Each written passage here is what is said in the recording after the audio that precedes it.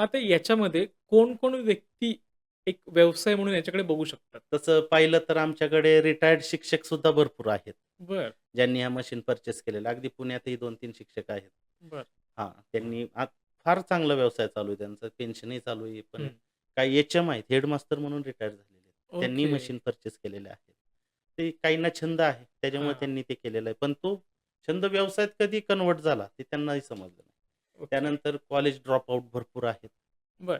परत ज्यांच्याकडे बोरगाड्या आहेत, त्यांनीही काही पानाड्यांना हे मशीन्स दिलेल्या आहेत. जे जुने ओके. पानाडी आहेत, जे नारळ, एल-रोडवरती काम करतायत, हां, त्यांनाही आता बऱ्यापैकी लोकं मशीनची डिमांड करतायत. तेही हां. लोकं आपल्याकडे येतात, मशीन घेतायत. त्यानंतर असे बरेचसे जण आहेत, पोस्टातले सोलापूरमधील पोस्ट डिपार्टमेंटमध्ये अगदी चांगल्या लेव्हलचे हां.